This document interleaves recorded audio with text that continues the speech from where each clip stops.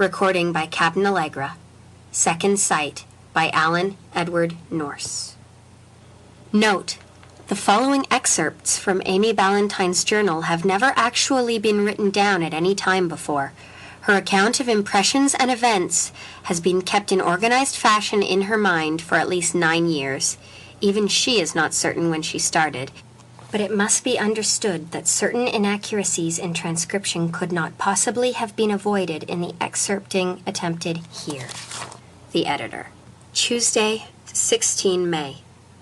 Lambertson got back from Boston about 2 this afternoon. He was tired. I don't think I've ever seen Lambertson so tired. It was more than just exhaustion, too. Maybe anger? Frustration? I couldn't be sure.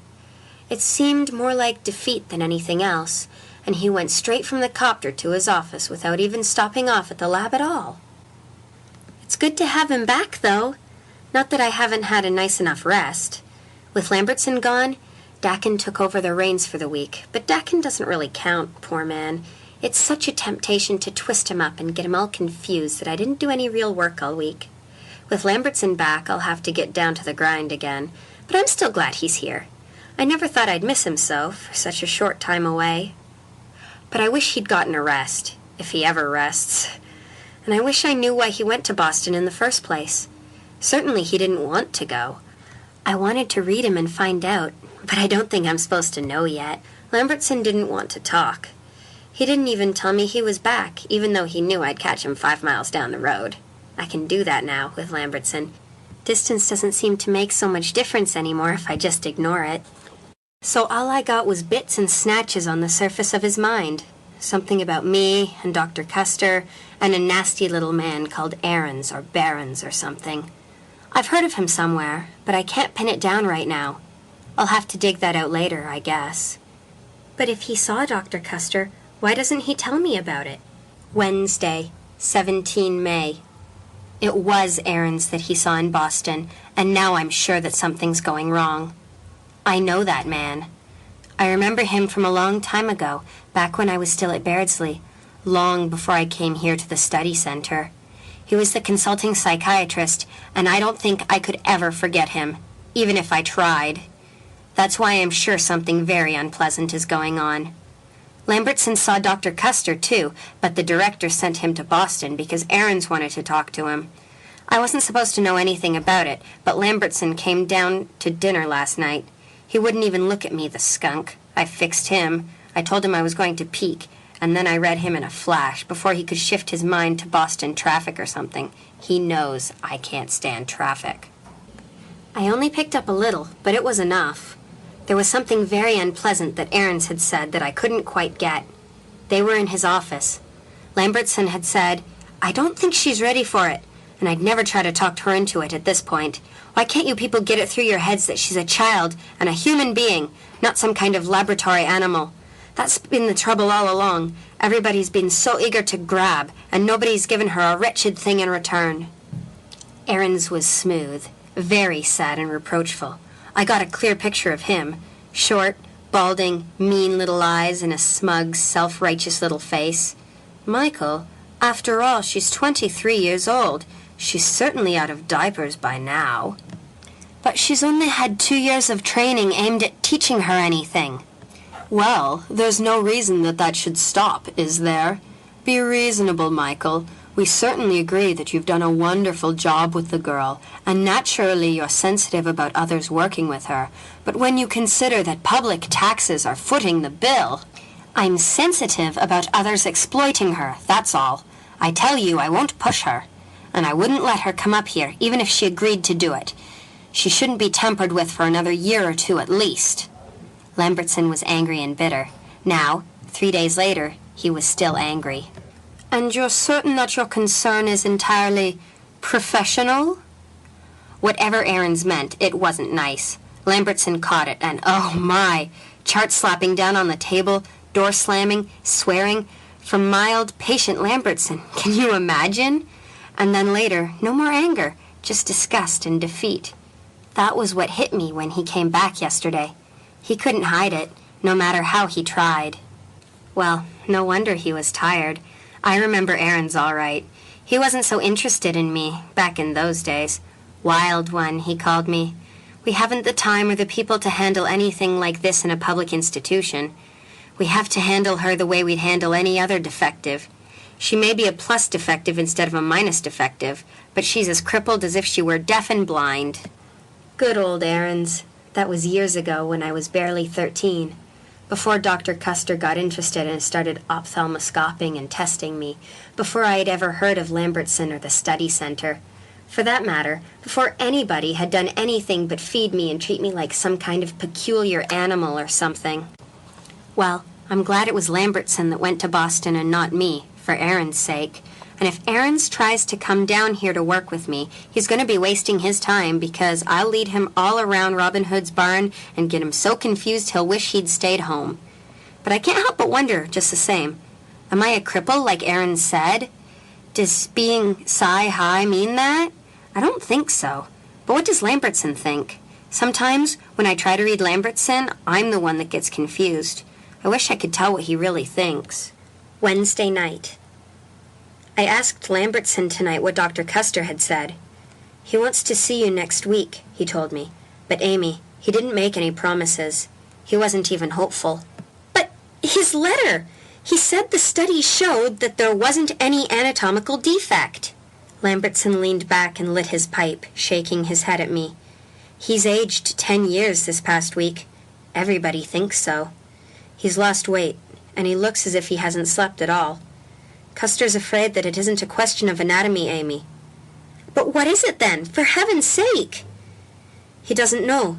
He says it's not very scientific, but it may just be that what you don't use, you lose. Oh, but that's silly. I chewed my lip. Granted. But he thinks that there's a chance? Of course there's a chance. And you know he'll do everything he can. It's just that neither of us wants you to get your hopes up. It wasn't much, but it was something. Lambertson looked so beat. I didn't have the heart to ask him what Aarons wanted, even though I know he'd like to get it off his chest. Maybe tomorrow will be better. I spent the day with Charlie Dakin in the lab, and did a little work for a change. I've been disgustingly lazy, and poor Charlie thinks it's all his fault. Charlie reads like a 20-point type 90% of the time, and I'm afraid he knows it. I can tell just exactly when he stops paying attention to business and starts paying attention to me, and then all of a sudden he realizes I'm reading him, and it flusters him for the rest of the day. I wonder why. Does he really think I'm shocked? Or surprised? Or insulted? Poor Charlie. I guess I must be good enough looking. I can read it from almost every fellow that comes near me. I wonder why. I mean, why me and not Marjorie over in the main office? She's a sweet girl, but she never gets a second look from the guys. There must be some fine differential point I'm missing somewhere, but I don't think I'll ever understand it. I'm not going to press Lambertson, but I hope he opens up tomorrow. He's got me scared silly by now. He has a lot of authority around here, but other people are paying the bills, and when he's frightened about something, it can't help but frighten me. Thursday, 18 May. We went back to reaction testing in the lab with Lambertson today. That study is almost finished, as much as anything I work on is ever finished, which isn't very much. The test had 2 goals: to clock my stimulus response pattern in comparison to normals, and to find out just exactly when I pick up any given thought signal from the person I'm reading. It isn't a matter of developing speed. I'm already so fast to respond that it doesn't mean too much from anybody else's standpoint, and I certainly don't need any training there. But where along the line do I pick up a thought impulse? Do I catch it at its inception? Do I pick up the thought formulation, or just the final crystallized pattern? Lambertson thinks I'm with it right from the start, and that some training in those lines would be worth my time. Of course, we didn't find out, not even with the ingenious little random firing device that Dakin designed for the study. With this gadget, neither Lambertson nor I know what impulse the box is going to throw at him. He just throws a switch and it starts coming. He catches it, reacts, I catch it from him and react, and we compare reaction times. This afternoon it had us driving up a hill and sent a 10-ton truck rolling down on us out of control. I had my flasher on 2 seconds before Lambertson did, of course, but our reaction times are standardized. So when we corrected for my extra speed, we knew that I must have caught the impulse about 0.07 seconds after he did. crude, of course, but not nearly fast enough, and we can't reproduce on a stable basis. Lambertson says that's as close as we can get without cortical probes, and that's where I put my foot down. I may have a gold mine in this head of mine, but nobody is going to put burr holes through my skull in order to tap it. Not for a while yet. That's unfair, of course, because it sounds as if Lambertson were trying to force me into something, and he isn't. I've read him about that, and I know he wouldn't allow it. Let's learn everything else we can learn without it first, he says. Later, if you want to go along with it, maybe, but right now, you're not competent to decide for yourself. He may be right, but why not? Why does he keep acting as if I'm a child? Am I, really? With everything, and I mean everything, coming into my mind for the past 23 years, haven't I learned enough to make decisions for myself? Lambertson says, of course everything has been coming in. It's just that I don't know what to do with it all. But somewhere along the line, I have to reach a maturation point of some kind. It scares me sometimes because I can't find an answer to it, and the answer might be perfectly horrible. I don't know where it may end. What's worse, I don't know what point it has reached right now. How much difference is there between my mind and Lambertson's? I'm sci-high, and he isn't, granted. But is there more to it than that? People like Ahrens think so. They think it's a difference between human function and something else. And that scares me because it just isn't true. I'm as human as anybody else, but somehow it seems that I'm the one who has to prove it. I wonder if I ever will. That's why Dr. Custer has to help me. Everything hangs on that. I'm to go up to Boston next week for final studies and testing. If Dr. Custer can do something, what a difference that'll make. Maybe then I could get out of this whole frightening mess, put it behind me, and forget about it. With just the psi alone, I don't think I ever can. Friday, 19 May. Today Lambertson broke down and told me what it was that Ahrens had been proposing. It was worse than I thought it would be. The man had hit on the one thing that I'd been afraid of for so long. He wants you to work against normals, Lambertson said. He's swallowed the latency hypothesis whole. He thinks that everybody must have a latent psi potential, and that all that is needed to drag it into the open is a powerful stimulus from someone with full-blown psi powers. Well, I said, do you think so? Who knows? Lambertson slammed his pencil down on the desk angrily. No, I don't think so. But what does that mean?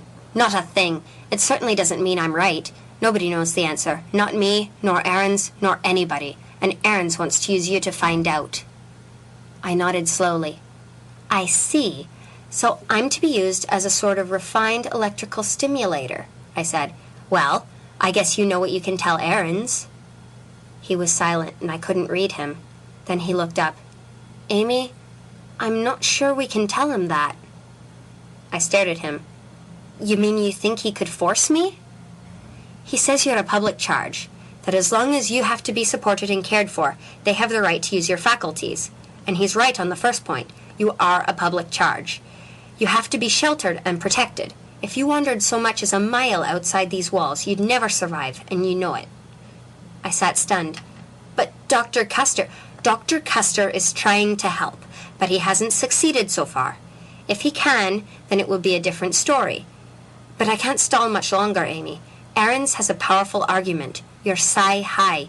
You're the first full-fledged, wide-open, freewheeling psi-high that's ever appeared in human history. The first. Others in the past have shown potential, maybe, but nothing they could ever learn to control.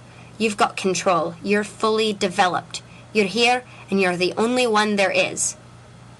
Oh, so I happen to be unlucky, I snapped. My genes got mixed up. That's not true, and you know it, Lambertson said. We know your chromosomes better than your face. They're the same as anyone else's. There's no gene difference, none at all. When you're gone, you'll be gone, and there's no reason to think that your children will have any more psi potential than Charlie Dakin has. Something was building up in me that I couldn't control any longer. You think I should go with Ahrens, I said dully. He hesitated. I'm afraid you're going to have to, sooner or later. Ahrens has some latents up in Boston. He's certain that they're latents. He's talked to the directors down here. He's convinced them that you could work with his people, draw them out. You could open the door to a whole new world for human beings. I lost my temper then. It wasn't just Aarons, or Lambertson, or Dakin, or any of the others. It was all of them, dozens of them, compounded year upon year upon year. "Now listen to me for a minute," I said. "Have any of you ever considered what I wanted in this thing? Ever? Have any of you given that one single thought, just once, one time when you were so sick of thinking great thoughts for humanity that you let another thought leak through? Have you ever thought about what kind of a shuffle I've had since all this started? Well, you'd better think about it. Right now." "Amy, you know I don't want to push you." "Listen to me, Lambertson. My folks got rid of me fast when they found out about me. Did you know that? They hated me because I scared them. It didn't hurt me too much because I thought I knew why they hated me. I could understand it, and I went off to Beardsley without even crying. They were going to come see me every week. But you know how often they managed to make it? Not once after I was off their hands. And then at Beardsley, Aarons examined me and decided that I was a cripple. He didn't know anything about me then, but he thought psi was a defect. And that was as far as it went. I did what Aarons wanted me to do at Beardsley. Never what I wanted, just what they wanted. Years and years of what they wanted. And then you came along, and I came to the study center and did what you wanted." It hurt him, and I knew it. I guess that was what I wanted, to hurt him and to hurt everybody. He was shaking his head, staring at me. "Amy, be fair. I've tried. You know how hard I've tried." "Tried what? To train me? Yes. But why? To give me better use of my psi faculties? Yes, but why? Did you do it for me? Is that really why you did it? Or was that just another phony front, like all the rest of them, in order to use me, to make me a little more valuable to have around?" He slapped my face so hard it jolted me. I could feel the awful pain and hurt in his mind as he stared at me, and I sensed the stinging in his palm that matched the burning in my cheek. And then something fell away in his mind, and I saw something I had never seen before. He loved me, that man. Incredible, isn't it? He loved me. Me, who couldn't call him anything but Lambertson, who couldn't imagine calling him Michael, to say nothing of Mike. Just Lambertson, who did this, or Lambertson who thought that. But he could never tell me. He had decided that. I was too helpless. I needed him too much. I needed love, but not the kind of love Lambertson wanted to give. So that kind of love had to be hidden, concealed, suppressed. I needed the deepest imaginable understanding, but it had to be utterly unselfish understanding. Anything else would be taking advantage of me, so a barrier had to be built. A barrier that I should never penetrate, and that he should never be tempted to break down. Lambertson had done that, for me. It was all there suddenly, so overwhelming it made me gasp from the impact. I wanted to throw my arms around him. Instead, I sat down in the chair, shaking my head helplessly. I hated myself then. I had hated myself before, but never like this. "If I could only go somewhere," I said. "Someplace where nobody knew me, where I could just live by myself for a while and shut the doors and shut out the thoughts and pretend for a while, just pretend that I'm perfectly normal." "I wish you could," Lambertson said, "but you can't. You know that. Not unless Custer can really help." We sat there for a while. Then I said, "Let Aarons come down. Let him bring anybody he wants with him. I'll do what he wants until I see Custer." That hurt too, but it was different. It hurt both of us together, not separately anymore, and somehow it didn't hurt so much that way. Monday, 22 May. Aarons drove down from Boston this morning with a girl named Mary Bolton, and we went to work. I think I'm beginning to understand how a dog can tell when someone wants to kick him and doesn't quite dare. I could feel the back of my neck prickle when that man walked into the conference room. I was hoping he might have changed since the last time I saw him. He hadn't, but I had. I wasn't afraid of him anymore, just awfully tired of him after he'd been here about 10 minutes. Oh, but that girl, I wonder what sort of story he'd told her. She couldn't have been more than 16, and she was terrorized. At first I thought it was Aarons she was afraid of, but that wasn't so. It was me. It took us all morning just to get around that. The poor girl could hardly make herself talk. She was shaking all over when they arrived. We took a walk around the grounds, alone, and I read her bit by bit. A feeler here, a planted suggestion there, just getting her used to the idea and trying to reassure her. After a while, she was smiling. She thought the lagoon was lovely, and by the time we got back to the main building, she was laughing, talking about herself, beginning to relax. Then I gave her a full blast, quickly, only a moment or two. Don't be afraid. I hate him, yes, but I won't hurt you for anything. Let me come in. Don't fight me. We've got to work as a team. It shook her. She turned white and almost passed out for a moment. Then she nodded slowly. I see, she said. It feels as if it's way inside, deep inside. That's right. It won't hurt, I promise. She nodded again. Let's go back now. I think I'm ready to try. We went to work. I was as blind as she was at first. There was nothing there at first, not even a flicker of brightness. Then, probing deeper, something responded. Only a hint, a suggestion of something powerful, deep and hidden. But where? What was her strength? Where was she weak? I couldn't tell. We started on dice. Crude, of course, but as good a tool as any. Dice are no good for measuring anything, but that was why I was there. I was the measuring instrument. The dice were only reactors, sensitive enough, 2 balsam cubes tossed from a box with only gravity to work against.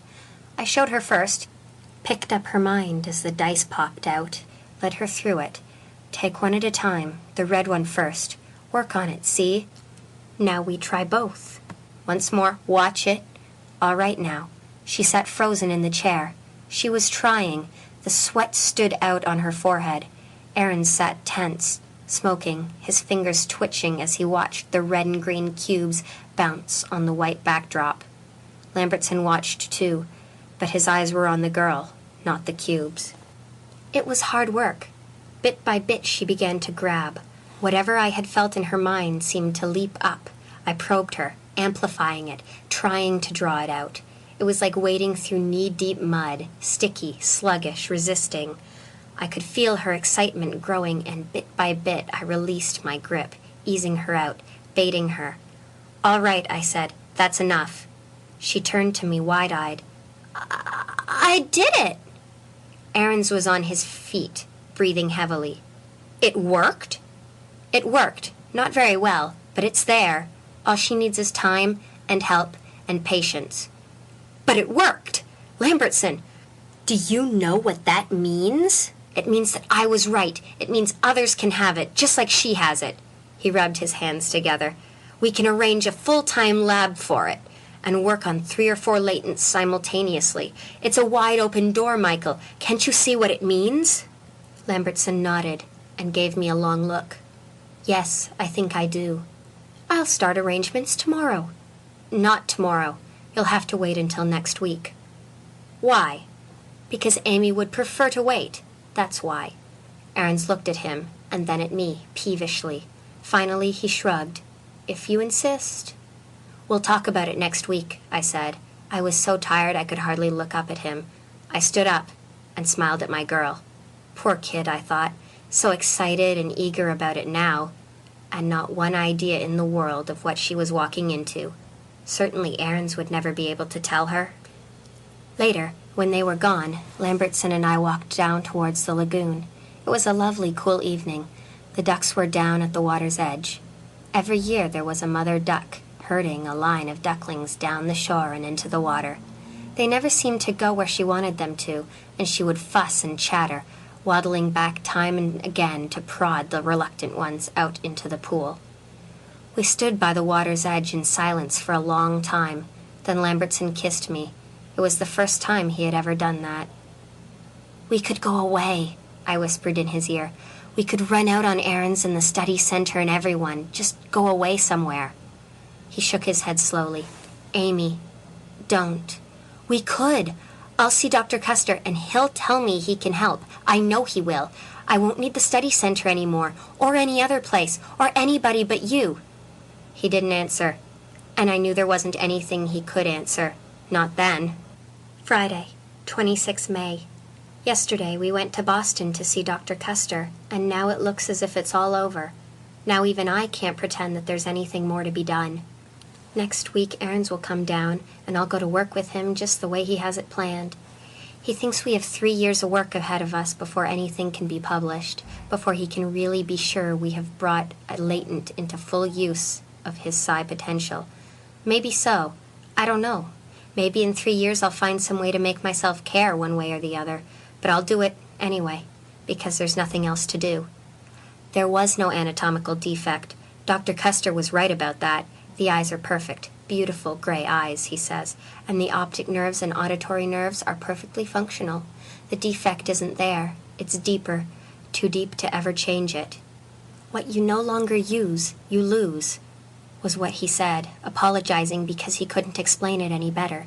It's like a price tag, perhaps. Long ago, before I knew anything at all, the psi was so strong it started compensating, bringing in more and more from other minds, such a wealth of rich, clear, interpreted visual and auditory impressions that there was never any need for my own. And because of that, certain hookups never got hooked up. That's only a theory, of course, but there isn't any other way to explain it. But am I wrong to hate it? More than anything else in the world, I want to see Lambertson, see him smile and light his pipe, hear him laugh. I want to know what color really is, what music really sounds like unfiltered through somebody else's ears. I want to see a sunset, just once. Just once, I want to see that mother duck take her ducklings down to the water. But I never will.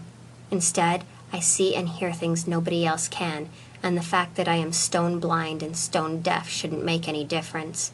After all, I've always been that way. Maybe next week I'll ask Aarons what he thinks about it. It should be interesting to hear what he says. End of Second Sight by Edward Allen Nourse. Recording by Captain Allegra.